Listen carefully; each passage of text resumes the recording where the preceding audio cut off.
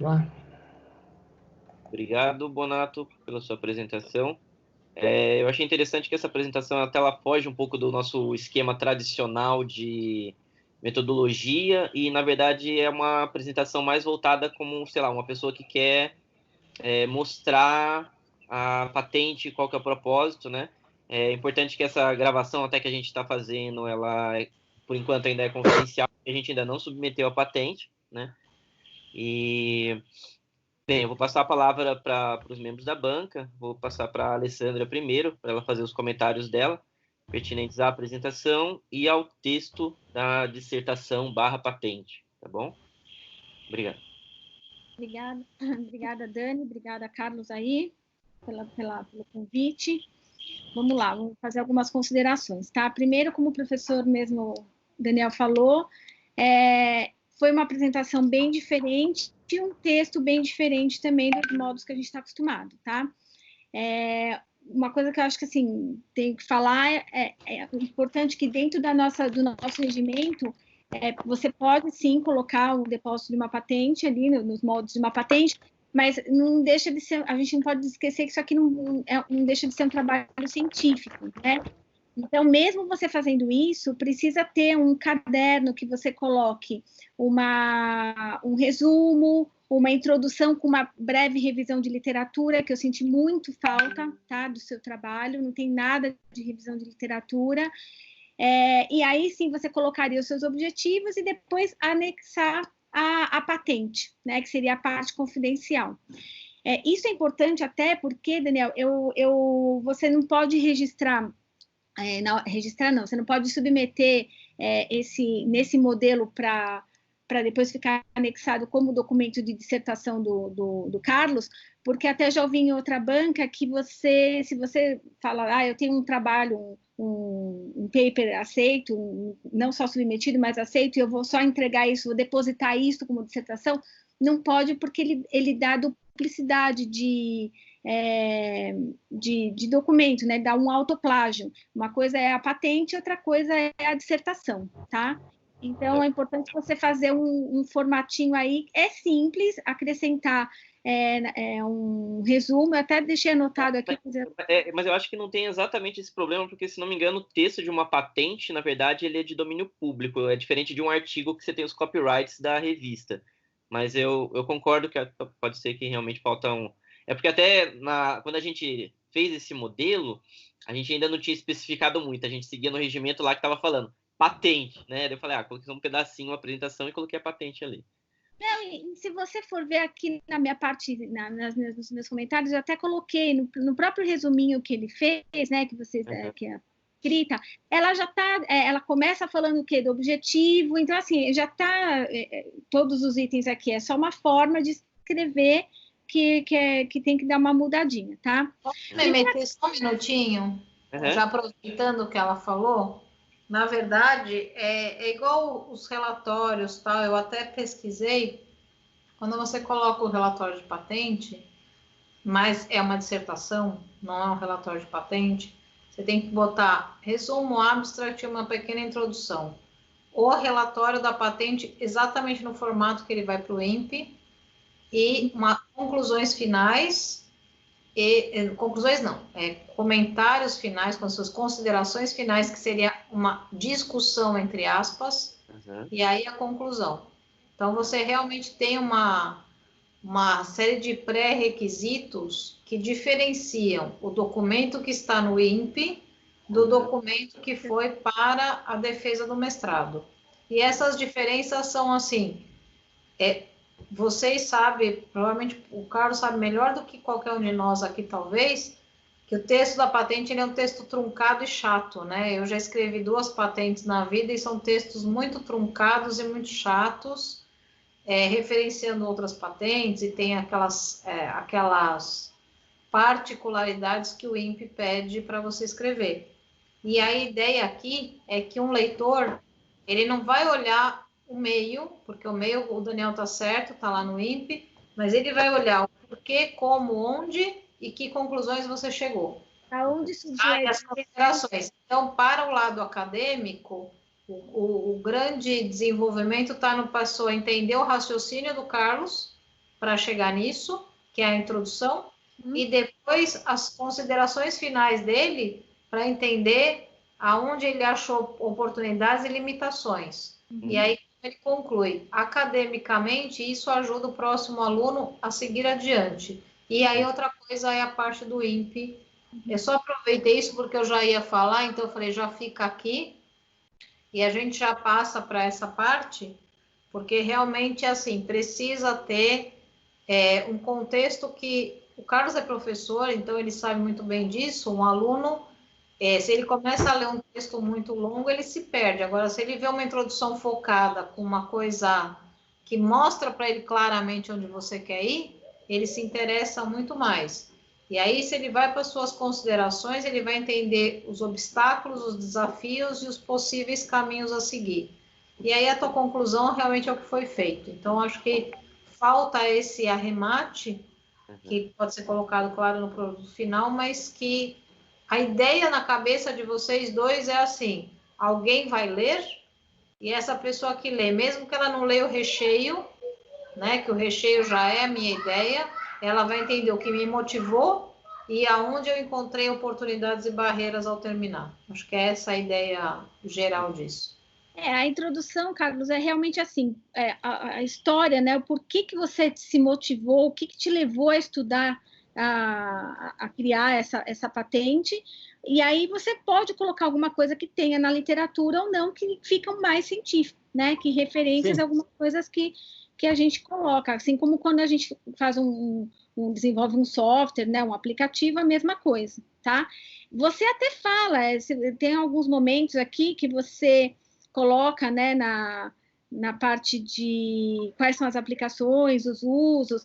Isso aqui é mais ou menos essa historinha, só que contada de uma forma um pouquinho mais fluida numa introdução. É uma coisa pequena, não é uma coisa grande, não, tá? Sim. É bem simples de fazer. Aí a minha pergunta maior, lógico que assim, eu fiquei super curiosa e a hora que eu estava lendo isso aqui, assim como você falou na aula, né? É uma coisa engraçada porque hoje nós estamos vivendo tudo isso, né, Carlos? A gente está dentro de casa, trancado. Foi sem querer, querendo, né? Porque assim, a gente nunca imaginou, como hoje de manhã a Silvia falou, né? A gente nunca imaginou há um ano atrás que a gente ia estar lavando casca de banana e dando banho em saco de batata palha, né? E da mesma forma, assim, a gente sempre, antigamente, há 6 meses atrás, você falava assim, não, isso aqui é relevante, mas é muito futurista, porque se eu tiver alguma coisa, eu vou para o hospital, eu vou...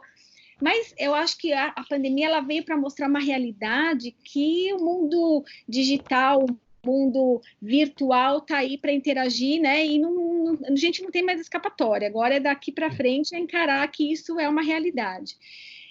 Quando você fala dos batimentos cardíacos, eu até tenho uma história engraçada, porque eu tenho o iPhone, né? E teve um dia que eu estava até numa banca de um aluno meu, e aí o meu relógio começou assim, você está com os batimentos acelerados e você está em repouso. E isso nunca tinha acontecido, foi a primeira vez. Eu falei, meu Deus, será que eu vou infartar? Porque assim, eu acho que eu estava nervosa pelo aluno, porque ele estava inseguro, eu sabia que ele estava inseguro. E eu falei, nossa, acontece mesmo. E realmente, né, você fala, são avisos que você não presta atenção. Eu estava tão preocupada e tensa pelo aluno que eu não estava preocupada com os meus batimentos cardíacos que estavam a milhão, né? E eu estava em repouso. Então, essas coisas, assim, eu acho que vem muito para ficar e ajudar mesmo. Quando você fala do medidor de peso, uma coisa que me passou na cabeça, né, quando eu estava lendo o teu trabalho, a gente sabe hoje, por exemplo, a pandemia mostra isso, que as comorbidades podem piorar muito, qualquer doença, ou qualquer vírus, qualquer coisa que aconteça, a pessoa que tem uma predisposição para doenças já é um grupo de risco maior. E aí eu paro para pensar muito, Carlos, na obesidade, tá? Ninguém fica gordo do dia para a noite, tá? E aqui em casa eu tenho um exemplo muito claro disso, porque o meu marido, a gente se conheceu na adolescência, ele pesava 80 quilos. Aí namoramos, desmanchamos e fomos nos encontrar 12 anos depois. Ele pesava, Carlos, 160 quilos. Ele era 2 Rodolfos, tá?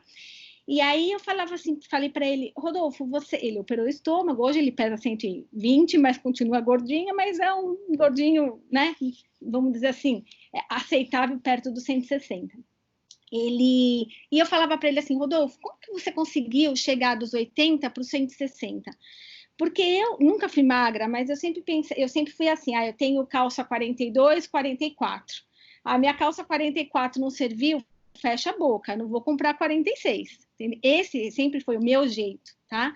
E aí eu falava isso para ele, como que você chegou dos 80 para os 160 e não percebeu, né? Você foi deixando. E se você estiver em casa, porque se você falar assim, para que você quer saber o seu peso dentro de casa? Para que você quer monitorar, né, na cama ou no banho, como você sugeriu? É um alerta, é uma coisa importante, porque você está mostrando que a pessoa, vamos supor, você cria um alerta que fala assim, em 6 meses você aumentou 10 quilos, em um ano você aumentou 15 quilos, 20 quilos.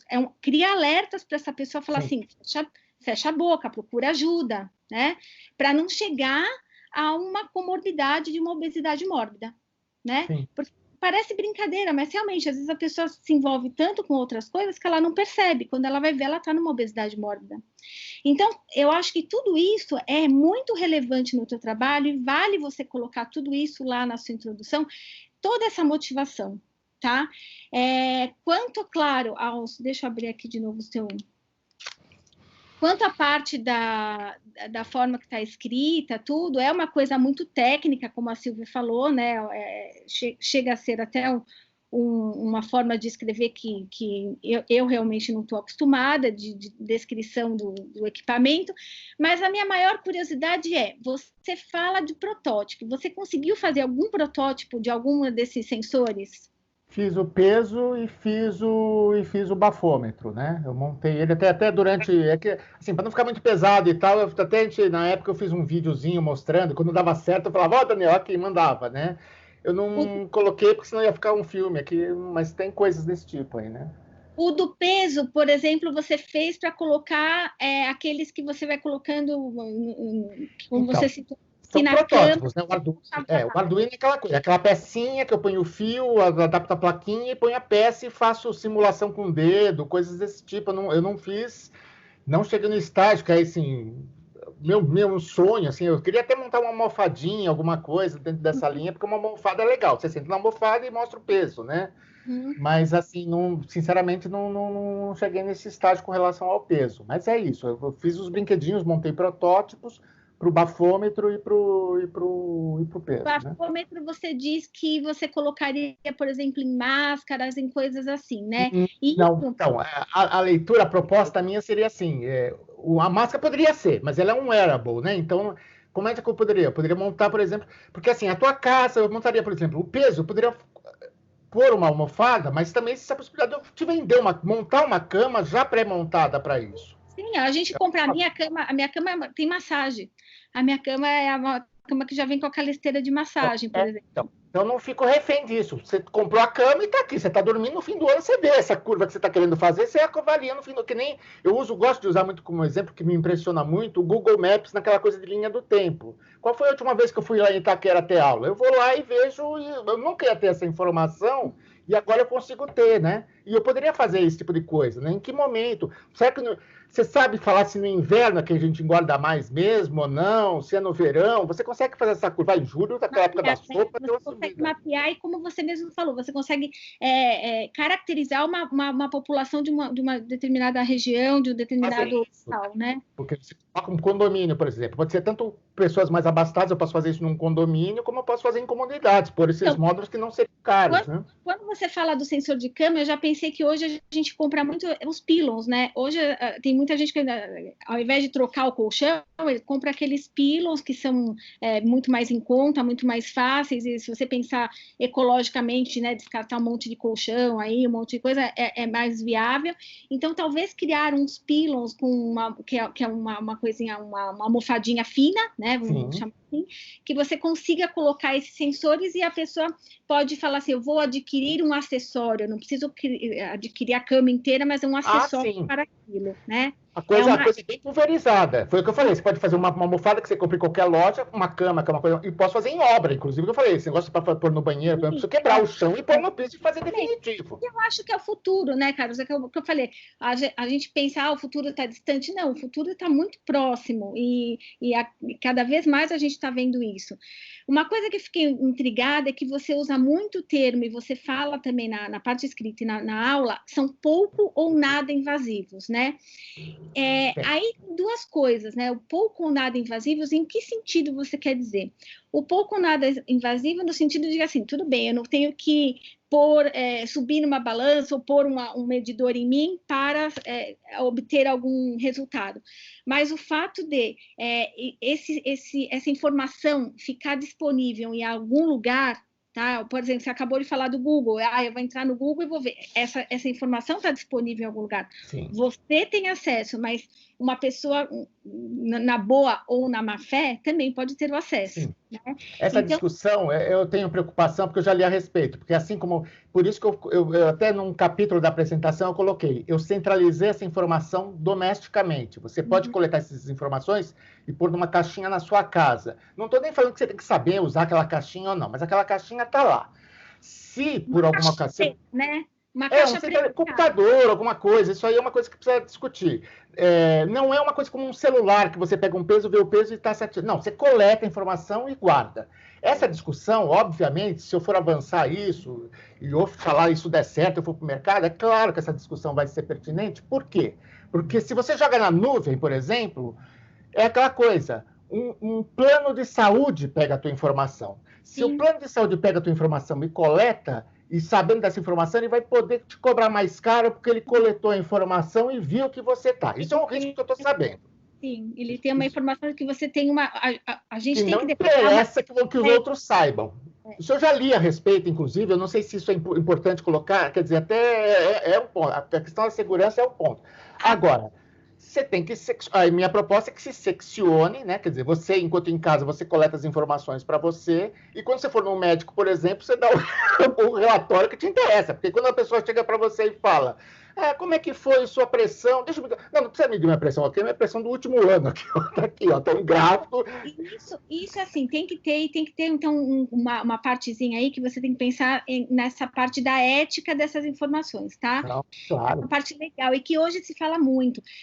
A pandemia trouxe também outra coisa importante, que são os rastreadores dos celulares, né? Então, começou as pessoas a avaliar se você estava em casa, quantas pessoas estão na rua, quantas pessoas estão em casa, na reclusão, e aí muita gente se sentiu ofendida, invadida, né? Porque fala assim, não, a minha privacidade já está sendo invadida e ninguém precisa saber se eu estou em casa ou se eu estou, né, em qualquer outro lugar. E aí isso gerou uma mudança legal, tá? Eu te falo também, o marido é advogado, e muitas das coisas de leis de proteção dos dados tá em alta. Né?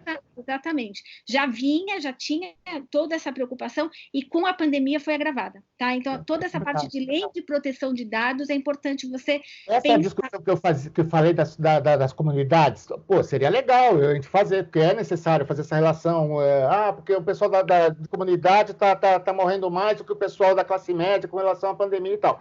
Você precisa fazer essas medições e tal, né? Mas aí entra nisso que você falou, né? Quer dizer, eu vou dar uma vacina, o cara não quer que eu entre na casa dele. Se o Ministério da Saúde comprar um sistema desse, por exemplo, isso é uma coisa. Eu querer medir minha família. Outra coisa é o Estado querer medir uma comunidade, que é importante, pero não múltiplo, vai dar problema. Ponto, né? É uma discussão que é complicada, né? Deixa eu comentar uma coisinha. Essa ética na informação, na verdade, seria interessante você comentar, talvez, na introdução, mas não no texto da patente, né? Porque o texto da patente tem que ser bem direto, né? Sim. Introdução, tá? Essa lei de proteção de dados, essa ética, que eu acho que é importante, porque você está coletando um dado das pessoas, então precisa ter essa parte. Outra coisa relevante, quando você até menciona em algum ponto aí, os routers, né? Os routers já são mais ou menos isso, porque a pessoa vai fazer um exame e tem muita gente que tem a síndrome do avental branco, né? Que tá tudo bem, quando chega no médico a pressão sobe. Aí precisa ser feito um acompanhamento na vida cotidiana dessa pessoa. Então, as pessoas vão para casa com os equipamentos, os routers, e você coloca que o seu dispositivo seria um router, mas um router que o router ele tem uma capacidade, né, um limite de aquisição de dados, e o teu teria um limite muito maior, tá? Então, talvez você linkar alguma coisa, até pensando na ética, tá? Você linkar alguma coisa com essa parte do router, porque já existe um equipamento um método, não estou falando, não é equipamento, um método que o médico avalia no cotidiano, só que seria um plus nessa avaliação, tá? E aí talvez você consiga uma brecha a mais para você, né, ter essa informação de que aquilo que foi adquirido vai ser levado para uma pessoa, assim como o router leva para o médico e ele vai anexar no prontuário do paciente, né? Essa informação também, ela tem que ser adquirida e levada para uma pessoa que vai colocar dentro de um prontuário que tem uma proteção legal. Se você quiser acessar, Carlos, para fazer uma pesquisa, você tem que passar por um comitê de ética para acessar esses prontuários, essas informações, tá? Então, talvez esse caminho você conseguiria fazer porque eu já penso longe, né, Carlos? Assim, você fez o dispositivo, eu acho que é uma questão de ajustes, claro, vai ter que ter muita um amadurecimento até chegar lá no produto final, mas você, como pesquisador e como uma pessoa que eu vejo que tem essa vontade de pôr as coisas em prática, assim como nós, a gente já está vendo isso no futuro, a aplicação disso daí. A gente está vendo a patente, o produto e a aplicação. Tá? Então, você tem que fazer todo esse link. E foi o que a professora Silvia falou. Você deixando isso muito claro no teu texto, tá? Você consegue depois outras pessoas podem dar continuidade a esse seu trabalho. Você ou outras pessoas podem dar continuidade no seu trabalho. Por quê? Porque vai entender exatamente aquilo, como a ideia que fez você construir os teus dispositivos, o que você conseguiu fazer na realidade, as dificuldades que você enfrentou e o que precisa fazer daqui para frente para que isso possa ser uma coisa viável, tá? Sim. E eu não acho que isso é uma coisa difícil. É só você ter essa lógica na tua cabeça e saber colocar direitinho o que foi feito, por que foi feito, as limitações e o que pode ser feito daqui para frente, tá? Sim. Vou dar uma olhadinha só aqui no teu texto, mais alguma coisa que eu tenha anotado. Fiz algumas coisinhas, tá? De marcações. Eu coloquei até em destaque, né? Que na sua contextualização você coloca. De modo geral, ficamos em casa durante um grande período de tempo. Aí eu até grifei, porque assim, agora a gente só fica em casa. Todo o tempo, né? E aí a patente, que tem todas as coisas certinhas, você tem que colocar como confidencial mesmo até a submissão dessa patente, né? Mas a sua introdução, essas coisas não. Então, por isso que o seu trabalho é importante no sentido de você ter algo que a pessoa vai ler e entender o porquê que você fez desenvolver esse trabalho. Tá. É basicamente isso, tá, Carlos? Algumas considerações mesmo na escrita eu vou mandar depois, eu até salvei em Word para ficar mais fácil as correções, dar uma desformatada, mas só para você entender os pontos que eu grifei, tá? Tá. Acho que o seu trabalho é bem interessante, colocando nesse formato, você consegue sim defender em pouco tempo, e mais uma pergunta, vocês já pensaram, já fizeram, já avançaram nessa patente, alguma coisa ou ainda não? Não, para falar a verdade, nossa, muita pesquisa, assim, perguntei muita coisa, aí aconteceu essas coisas todas aí, sei lá, não sei até onde eu conseguiria avançar dentro desse modelo, né? Mas eu peguei informações porque realmente eu tô querendo levar isso à frente, né? Para o registro da patente mesmo acontecer de fato, o que está faltando? Não. Tá pronto. A ideia é esse texto que eu coloquei mais, na verdade, como eu falei, né? Tá bem voltado para patente. Então, a gente pegou um modelo do que você tem que se submeter na hora que você manda a patente. Até aquela parte das patentes concorrentes, na verdade, ele vem até separado. Ele não vem no próprio texto da patente, que você tem que defender depois para as coisas semelhantes, né? As patentes semelhantes, você tem que colocar uma discussãozinha do que tem, né? Então tá no texto. Então o que falta, na verdade, agora é uma coisa que a gente estava tentando ver como é que a gente fazia, se a gente conseguia um interessado, alguém para financiar, ou se a gente fazia a submissão, o Bonato mesmo, porque ele tem uma empresa que talvez seja interessante para ele, que ele tem uma empresa explica isso, né? Uma empresa de automação residencial, né? Então, sei lá, acende luz e coisas tudo controladas, exibir essas coisas. Então, para ele está um pouco mais próximo. Talvez seja no interesse dele mesmo, para a empresa dele, ele fazer essa patente e levar para frente, né? Porque o que a gente estava discutindo, que eu não queria que essa patente a gente fizesse simplesmente aquela coisa de inserir, a gente ganhar um número de protocolo e ela não ir para frente, né? Isso que a gente está lutando para que não acontecesse. Aí eu até falei com o pró-reitor na semana passada um pouquinho, ele se mostrou interessado, mas eu fico com um certo receio do quanto ele está interessado mesmo, né? Na hora que vê que tem que entrar com dinheiro, aí a coisa já fica um pouco difícil. Isso. Quanto custa? O custo não do registro, mas para levar para frente. Qual é mais ou menos o custo disso? Você tem isso daí na mão? Não... eu lembro que eu fiz há um tempo atrás com outro aluno meu, ele fez um orçamento com uma empresa de submissão de patente, tem um nome, um escritório de patente, né? Que são empresas que ajudam essa parte, né? Então, primeiro tem um custo anual, né? Que você tem que pagar anualmente, depois de ser... Tem uma coisa que você tem que ir pagando durante a análise, e mesmo depois de ser publicado, você tem que continuar pagando, tá? Então, eu acho que dava na faixa de R$5.000 para um pouco mais isso daí, entendeu? Então, isso foi e na verdade, foi só no período de... verdade, assim, se eu puder intrometer um pouquinho, é da ordem de R$10.000, tá? É da ordem de R$10.000, isso assim, para você ter a pesquisa mundial, o Google mundial, mesmo que você queira registrar patente só no Brasil, você precisa ter certeza que ela não está registrada mundialmente em lugar nenhum, porque existem classes de patentes nacionais, internacionais, mundiais. Eu agora, quando fiz um projeto, fica bem claro as patentes que são país e as patentes que são mundo, mas mesmo que você fazer no seu país, você tem que ter certeza que não tem mundo.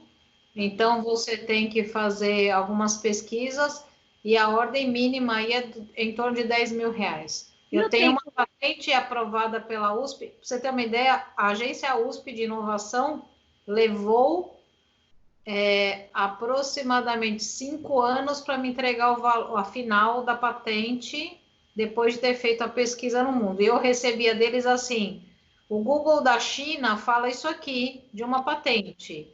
Como você responde a isso? Isso é igual, diferente, onde a sua difere dessa? Então, você tinha que dar respostas para eles subsidiarem aquilo na tua pesquisa, para falar por que a sua invenção era diferente da invenção dos chineses. Por que a sua invenção era diferente daquilo. E você vai respondendo isso assim, pesquisa, se às vezes chegava a 7, 8 Googles por dia, e era o Google, assim, ó, esse cara está falando isso, responde isso. E a gente tinha que alimentar o escritório de patente. Então, assim, mesmo que você contrate um escritório, o teu trabalho é pesado, porque o escritório ele faz a busca, mas ele não entende da inovação para falar você está diferente disso ou daquilo. Então, são escritórios pesados. A USP tem uma estrutura precaríssima para ser a maior universidade desse país. Eu digo precaríssima porque a gente conseguiu um número rápido. Assim, o IPEM nem se fala. O IPEM levou...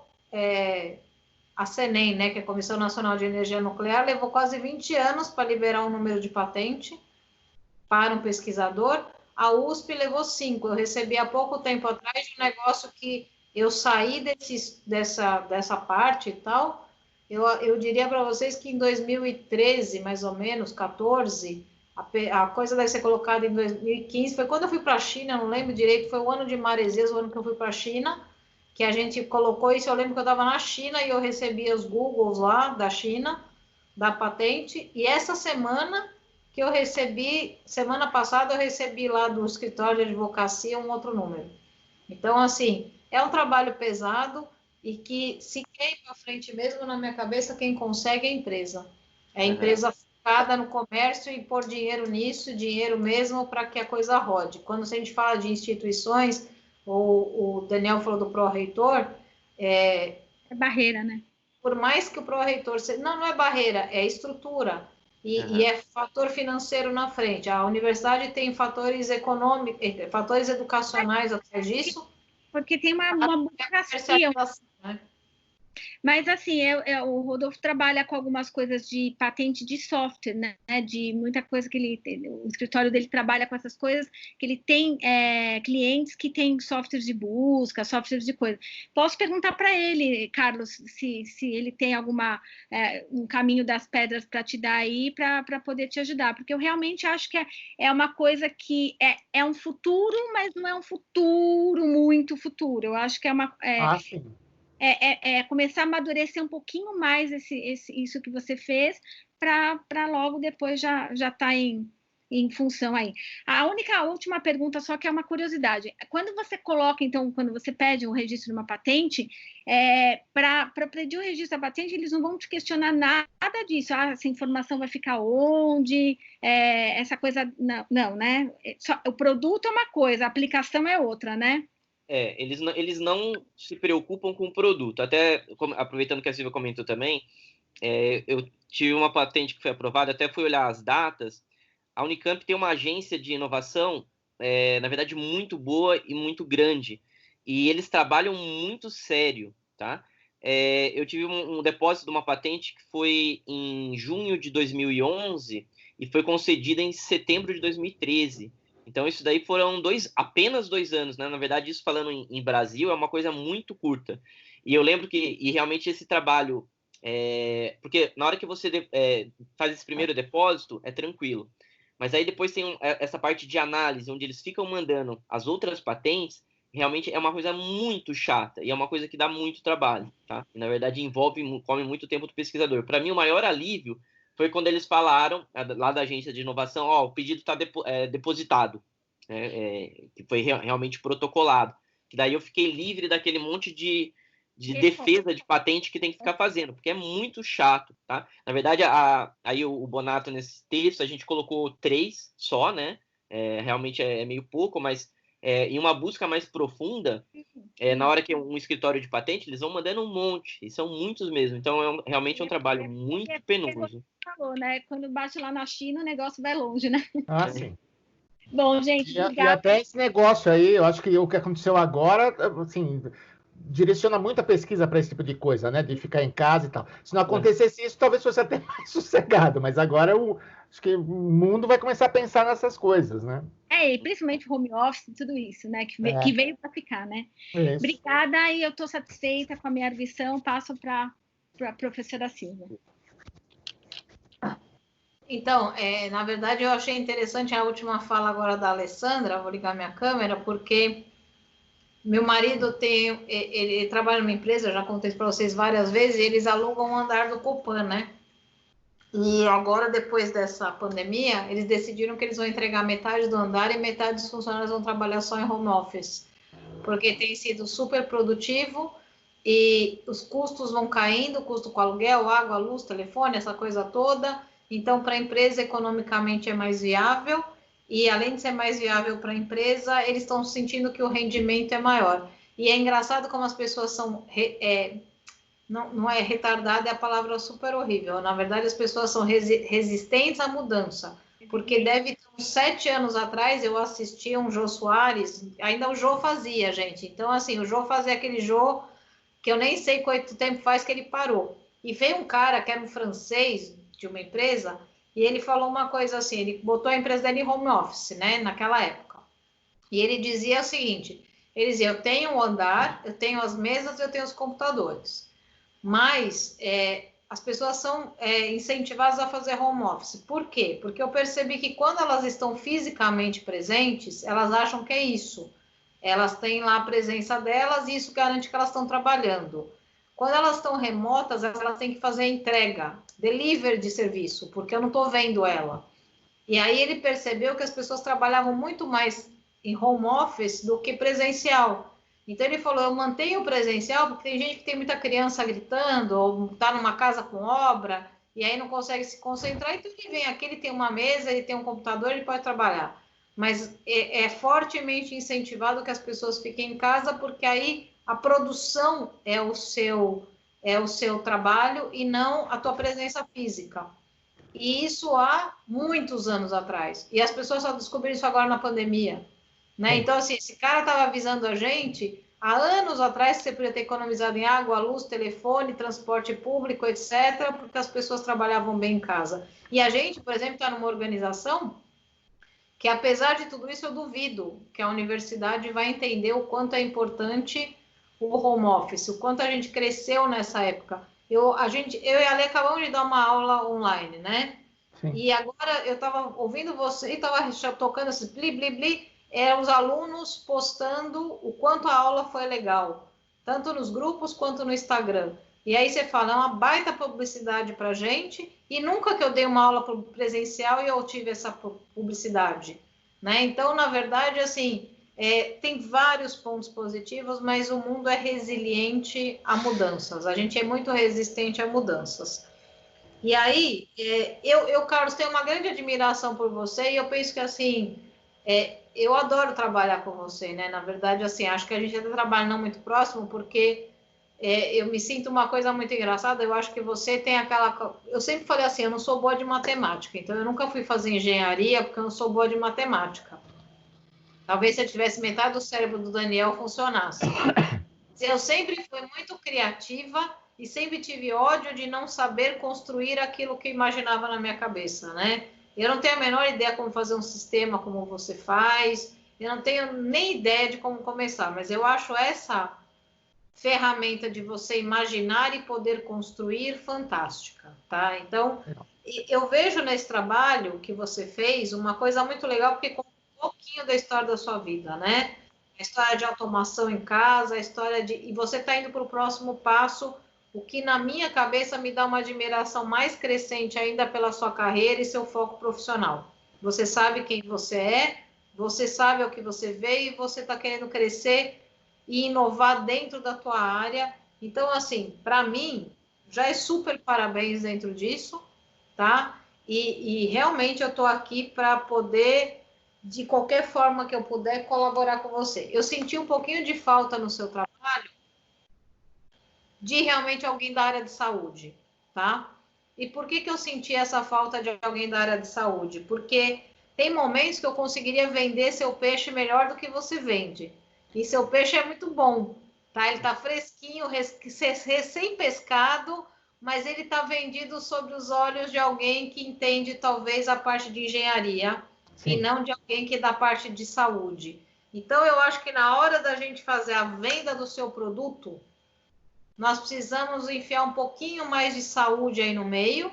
Sim. Não sei se eu sou a pessoa que vocês precisam ou não, mas eu me disponho a tentar ajudar, porque eu acho que precisa um pouquinho, assim, desse marketing de saúde. Eu, por exemplo, venderia seu trabalho inteiro como prevenção de doenças, qualquer que seja, crônicas, tá? Prevenção, não é monitoramento ao longo do ano, é prevenção. Eu senti o problema, eu já vou tratar. Então, é prevenção em todos os níveis. Para o sistema de saúde público, eu teria um ganho gigantesco se eu pudesse prevenir problemas. O privado, né? Mais ainda. Se eu chegar com um plano de saúde top A, tipo Omint, tipo Qualicorp A, a Mil1, que são programas de top excelência em saúde, e falar, oferece para os seus associados algumas, nem todas, tá? Não estou falando todas, mas algumas dessas facilidades,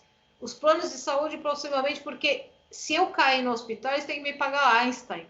2, 3 dias de Einstein, o que vale para eles perto de um programa de prevenção? Então, assim, você tem que começar, na minha cabeça, pensando no high-end, nas pessoas que têm grana para pagar isso, para chegar no sistema público de saúde. Então, existe passos de transição para a tua grande ideia. Tá? A tua grande ideia é, vamos monitorar sinais básicos, e aí eu vou te dar algumas sugestões de algumas outras coisas que podiam ser medidas dentro da ideia geral da patente, Mas assim, você começa pensando assim, vou pensar em quem tem grana e na pessoa que assim, se meu associado se internar, ele vai gastar uma fortuna. Então é melhor eu gastar nessa patente aqui e evitar isso aqui, para a gente chegar no sistema público e atingir grandes populações, que eu acho que essa é a ideia.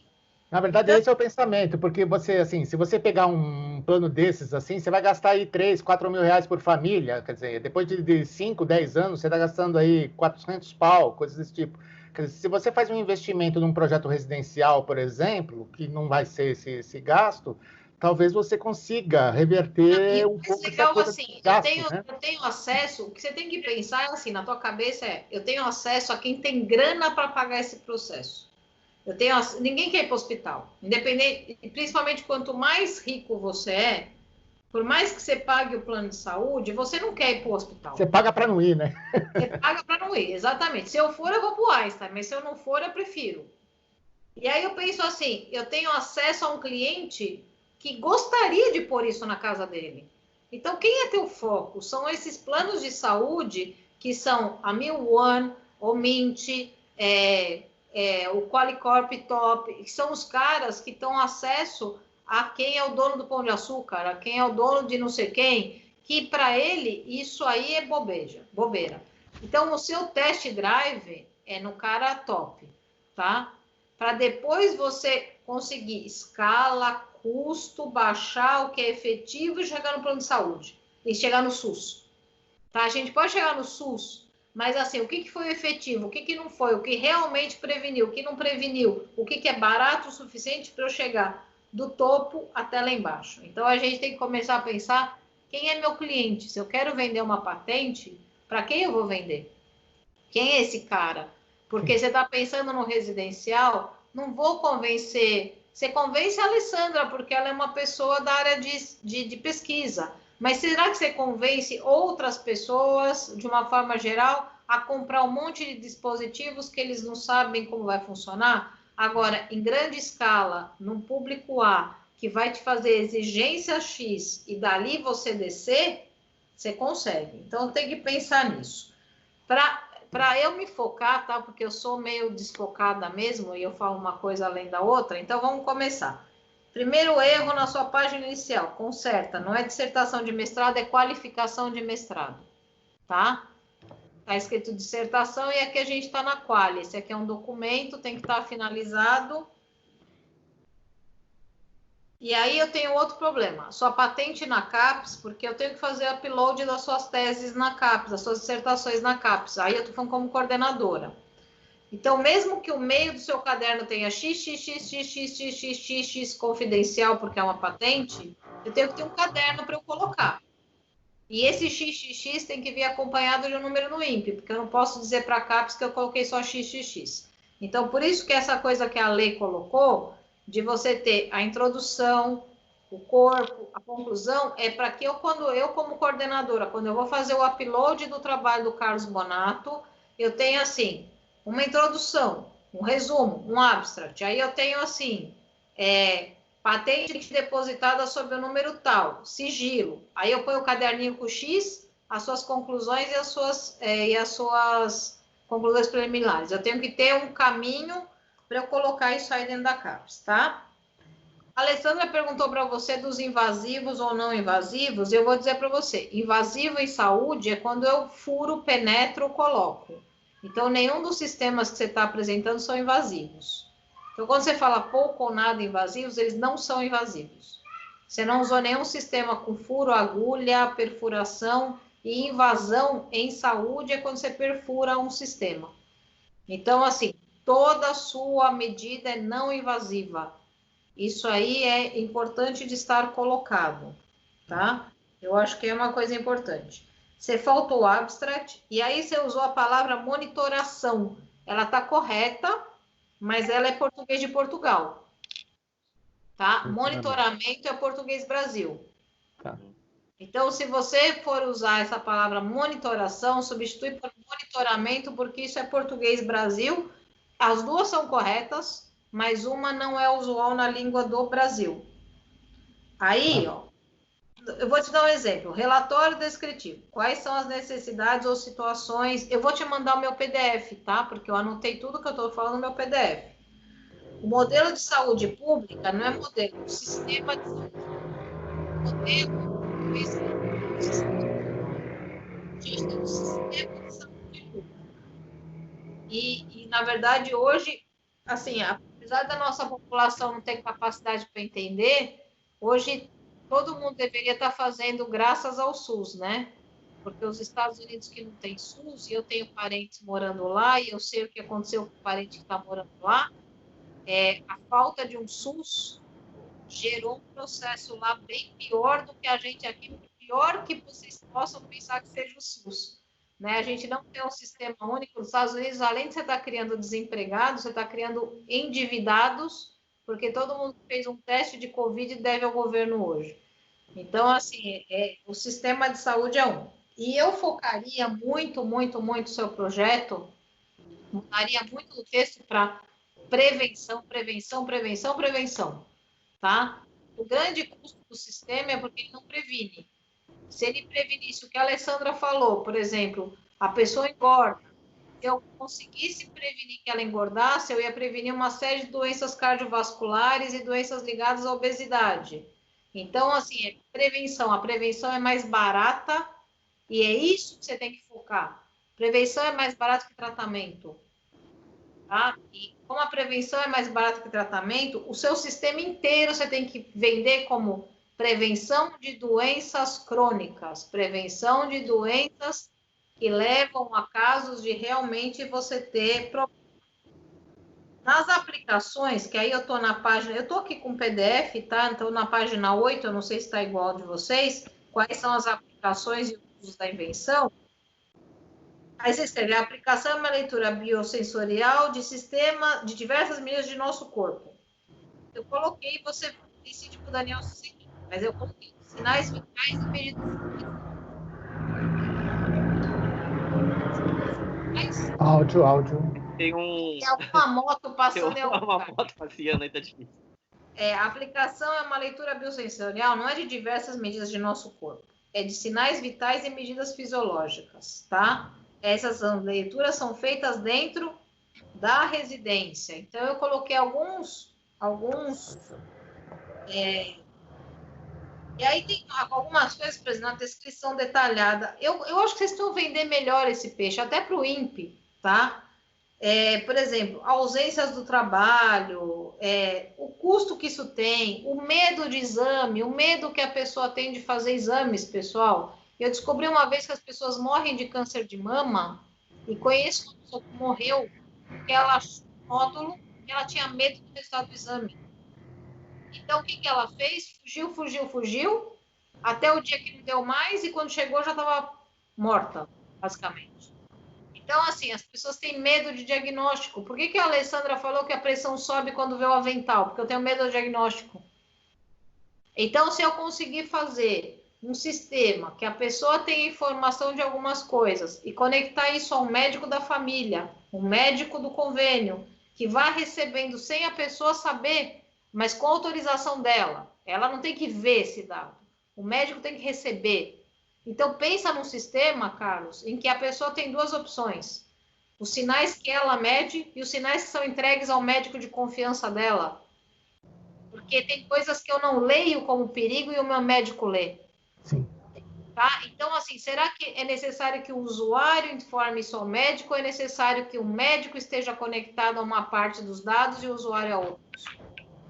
Porque tem... Esse é o conflito que a gente discutiu agora há pouco, né? Porque você fica angustiado porque uma informação que tenha pode te gerar um preço no convênio, mas na verdade essa informação é importante porque é isso mesmo. Na verdade, coisas que para mim não são importantes, para o médico é fundamental, né? Mas o preço para o convênio não vai existir uma vez que você vende como prevenção. Se eu recebi o sinal de alerta inicial, eu tenho prevenção. E para o convênio a prevenção também é mais barata que o tratamento. Na verdade, eu preciso respirar fundo aqui, porque em cima do que você falou, porque assim... eu sei, eu sou caminhão, mas eu sei disso. Porque é isso, porque eu estava falando uma coisa, eu estou com a minha família e estou fazendo minhas medições. Outra coisa é você trabalhar com um convênio, e sim, aí o convênio sim tem que pegar minha informação, aí eu estou jogando do lado do cara, Porque é exatamente isso. Também não posso falar, ele é malvado porque quer me cobrar mais caro. Não é essa a leitura. Não. E, Carlos, o que você tem que ter na mente é que quando eu escrevo uma patente, eu tenho que cercar todas as possibilidades possíveis. Porque se você não cercar a possibilidade de informação para sistemas de saúde, sejam privados ou públicos, alguém vai cercar. Tá? Então, assim, na patente, você pode cercar. Acho que a internet do Carlos deu uma travada, né? A sua imagem, Carlos. Minha imagem, não sei. Vamos lá. Mas você está ouvindo? Tô ouvindo. Não, então tá. Pensa que na patente, você cerca tudo para depois você ver o que você vai usar. Mas você não abre o espaço para alguém pegar uma brecha da tua patente e fazer o buraco dela. Sim. Não, na verdade, meu raciocínio foi, assim, eu acho que foi meio aberto. Que como a Alessandra comentou esse tipo de coisa, eu pensei nessa angústia, né, de ter essa necessidade, né, mas tem isso, né, você tem que olhar. Se você olhar para você pessoalmente é uma coisa, se você olhar para o sistema público é outra, para uma comunidade é outra, para um sistema de saúde particular é outra. Então, mas tenta olhar para todo lado, né? Tenta de pequenas formas, porque numa patente, se você nem deixa tão claro, mas você põe a possibilidade de alertar o sistema público, possibilidade de alertar o sistema privado, você já fechou a possibilidade de alguém entrar na sua patente. A gente tem, na verdade, trabalhar com essa coisa de restringir ou abrir bastante para poder abarcar mais coisas, a gente tem duas possibilidades. Muitas vezes é difícil você colocar uma coisa muito aberta, né? Por exemplo, de início a gente estava pensando, vamos colocar, a gente não precisa detalhar os sistemas de sensoriamento. A gente pode falar de leituras de sinais vitais, alguma coisa assim, para modelo de monitoramento em tempo real, né? Só que a chance de aprovação de uma patente que é extremamente aberta é muito difícil também. Então, às vezes a gente se vê querendo... Ela é aberta se você não... Ela é extremamente fechada se você não tiver um mecanismo de... Se você tiver um mecanismo de comunicação, eu não sei, é isso que eu falei. Uma pessoa que eu não sei o que é factível e o que não é. Então, assim, vocês dois são muito mais capacitados que eu para dizer o que é factível e o que não é. Eu estou dizendo eu como uma pessoa que viaja, como entendeu a possibilidade, o escopo, onde ir, onde não ir, e vocês dois agora que têm a coisa de falar o que é factível e o que não é. O que vocês não acharem que não é, ignora o que eu estou falando. Estou falando como assim, a minha cabeça pensou. Agora vocês veem o que vocês querem e o que vocês não querem colocar de tudo isso, tá? Na verdade, não são sugestões como alguém que, assim, adorei o projeto, adorei a ideia, sempre já conversei com o Carlos disso, nós já falamos, eu adoro essa ideia, mas, na verdade, assim, a minha cabeça vai para um lugar que talvez não seja factível, não seja real, e aí vocês têm que colocar a realidade. Carlos, você está ouvindo? Estou ouvindo. Porque teu vídeo está travado, é só para ter certeza que você está aí. Estou ouvindo. Ó, aí eu vou dar algumas sugestões que eu também não sei se são difíceis ou não, mas, por exemplo, quando você fala, você vai sensoriar o peso, né? E aí pode ser pela almofada, pode ser pelo colchão, pode ser numa cadeira de escritório, que a pessoa compre a cadeira de escritório dela, avise. Então, vamos supor que eu não fiquei em casa. Então, é por isso que eu acho que, assim, toma cuidado com o home care e com os utensílios de uso da pessoa normais. Porque eu posso comprar uma cadeira de escritório do Carlos, que ela tem os sensores. E essa cadeira, quando eu vou trabalhar, eu sento nela, ela é baratinha, eu tenho só uma almofadinha lá com o negócio, mas ela pode me enviar o quê? Para o celular, um alerta de que eu estou engordando. Tá? Ela pode me enviar alertas. E eu acho que importante é esse alerta para o usuário. E você estabeleceu o quê? 500 gramas, 600 gramas, sei lá. Talvez, assim, se você for mais preciso, a pessoa imagina que eu vou trabalhar hoje. Eu sentei na minha cadeira. A cadeira vai lá, ela mede que eu estou com peso. Amanhã eu venho, eu tô com aquele peso, um pouquinho a menos, tal. Outro dia, outro peso. Aí ela vai me falando assim, no final da semana. Cuidado, seu peso variou muito durante a semana. Eu recebi um alerta da minha cadeira. Sim. Tá? Ou então no seguinte sentido, estou engordando. Aí eu recebo da minha cadeira, você engordou essa semana. Será que no fim de semana eu já não vou maneirar? Muito rapidamente, eu controlo, em vez de esperar eu engordar 30 quilos para me avisar, ela vai me avisando, ó, só está variando muito durante a semana. Seu negócio não está constante, você está com algum hábito desregrado. Então, assim, eu acho que é importante enviar alerta ao usuário. É isso que eu estou querendo dizer. Além de alertar o sistema, além de ter uma coisa geral, os alertas ao usuário, talvez por um app, colocar nessa patente, né? Conexão com algum tipo de aplicativo que dê alertas ao usuário, principalmente daquilo que é óbvio, fácil dele controlar. É difícil controlar minha pressão. A Alessandra acabou de falar, ela não estava fazendo nada e a pressão dela subiu. Então, aí, se eu alerto o usuário, ele vai ficar super nervoso. Falar, pô, minha pressão está subindo sem eu saber nada. O que eu estou fazendo? E, de repente, isso pode gerar uma ansiedade. Agora, se eu avisar ele, você está engordando. E aí ele eu não quero essa cadeira.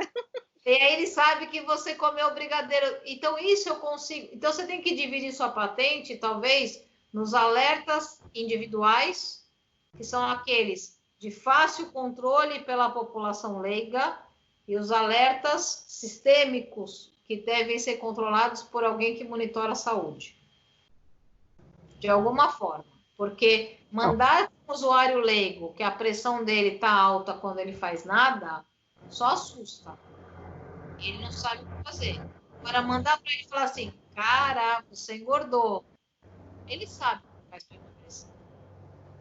Então, você pode criar dentro da tua cabecinha alertas assim, alerta usuário, alerta sistema de saúde. E aí, assim, informações distintas, eu estou te jogando isso, não estou falando que é para sua tese, tá? Estou te jogando isso como ideias, para sua tese não, para sua dissertação, para você trabalhar. Essas ideias são bem interessantes, acho que é importante a gente pensar um pouquinho. Uma coisa acho que vai ser a patente e uma coisa é o produto final, né? Acho que a gente tende sempre a pensar com um produto. Eu queria ter um produto que fizesse isso, né? Não, na verdade, o que eu tô vendo assim, eu tô vendo o Carlos como um business, eu tô vendo o Carlos como um PIP e FAPESP.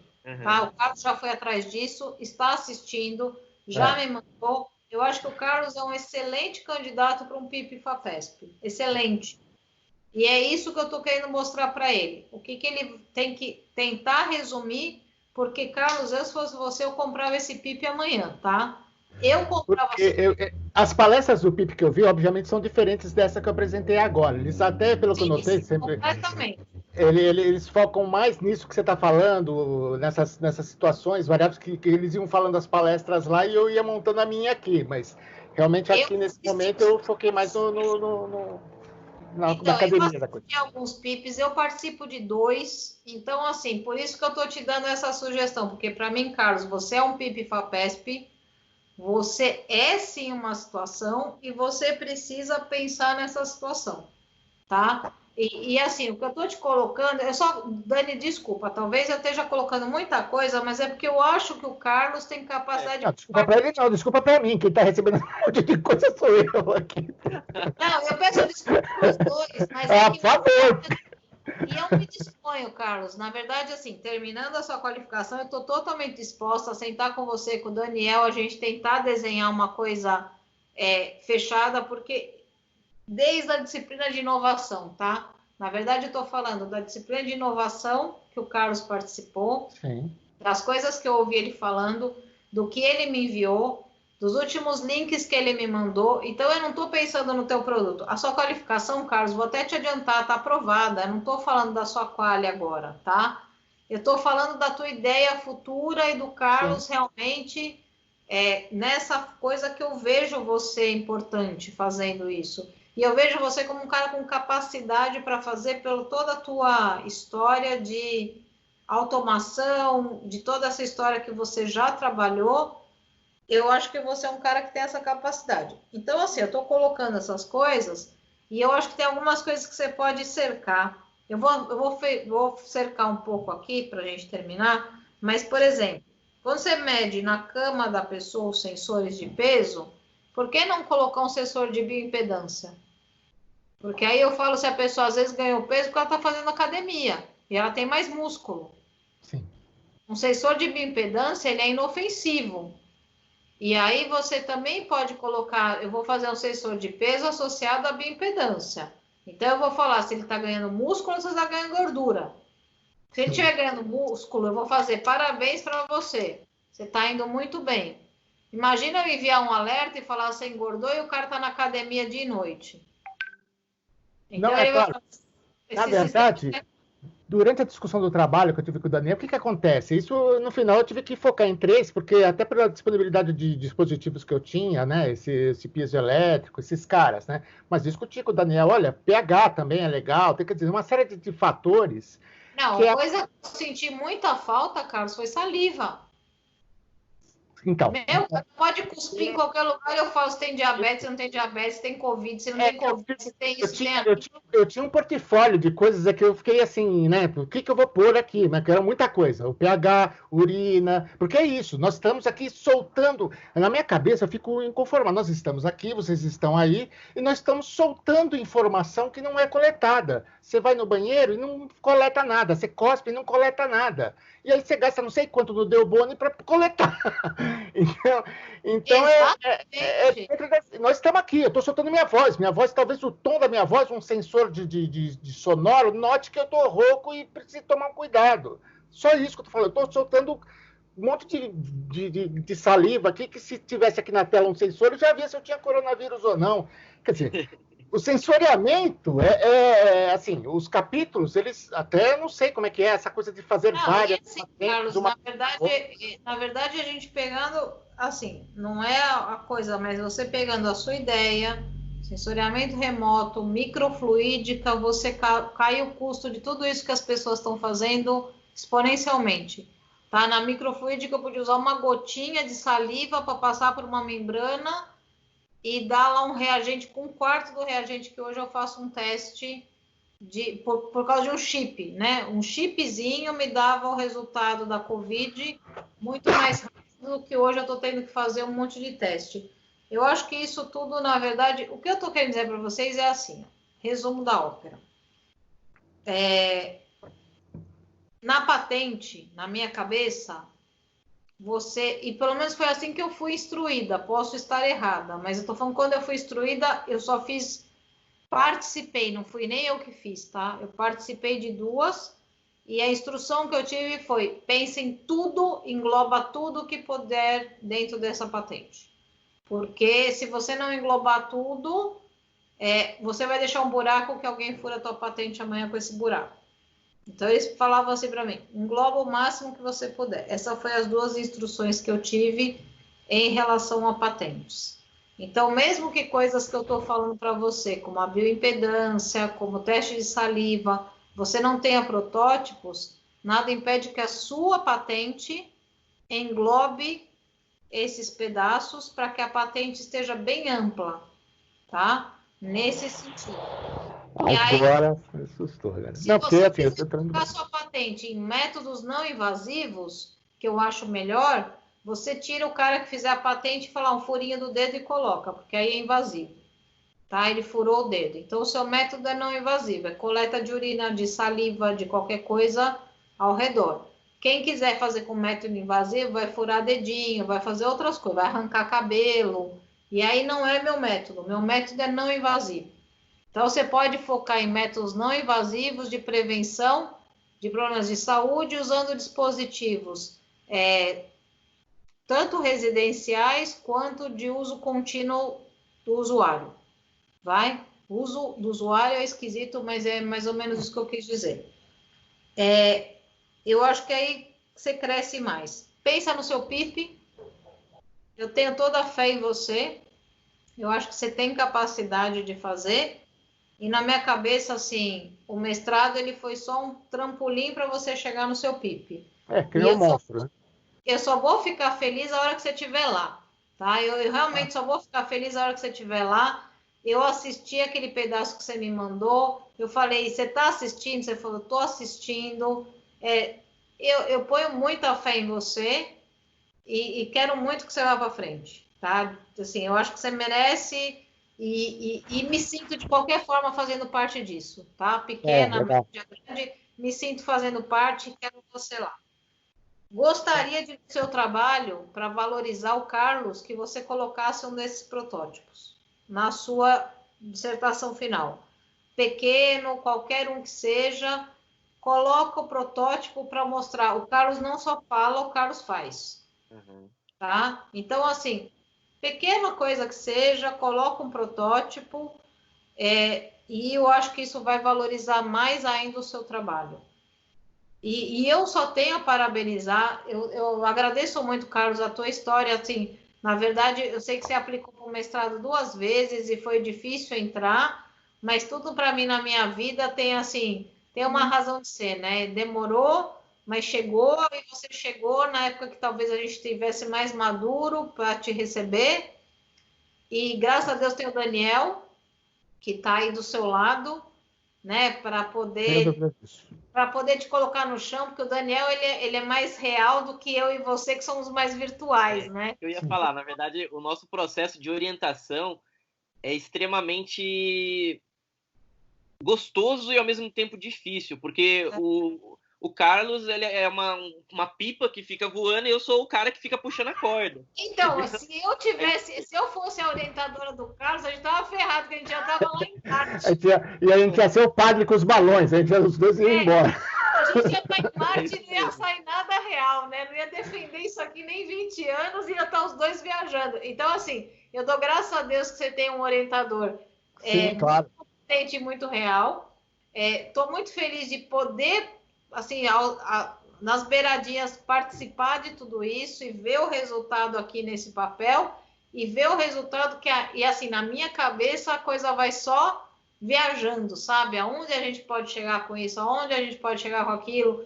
Então, eu realmente só vou ficar feliz o dia que o Pipe estiver lá na FAPESP. Opa. Você vai ser mestre, eu não tenho dúvida, você vai defender, mas para mim, o finalmente disso aqui vai ser a hora que a tua empresa estiver financiada pela FAPESP e que essas coisas comecem a acontecer, e eu vou ser a primeira a querer receber meus alertas de que eu estou engordando. Parabéns a você, parabéns ao Daniel. Tá? Quero saber se estou engordando, não quero. O marido você queria saber, você quer que avise o marido, mas você não quer.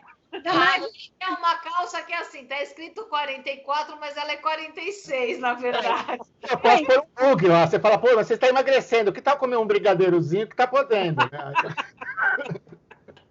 Olha, eu tenho a parabenizar muito vocês, muito orgulho do trabalho de vocês, agora até como coordenadora, seu trabalho engrandece o mestrado, o trabalho do Daniel também, por isso que eu estou querendo pegar um pouquinho em como jogar isso na CAPES, para vocês realmente terem a visibilidade que vocês merecem, tá? Parabéns aos dois. E agradeço muito, muito, muito o convite e a oportunidade de estar aqui com vocês. E estou à disposição, Carlos. Você sabe disso, o Daniel também, para ajudar vocês no que for necessário para que esse projeto siga em frente, chegando aonde eu quero chegar. Eu quero chegar num PIP fase 3 bem sucedido. É esse o objetivo final desse trabalho, tá bom, Carlos? Joia, obrigado. Vamos lá. Carlos Milionário nos oferecendo um pouquinho de patrocínio ao mestrado que começou a vida.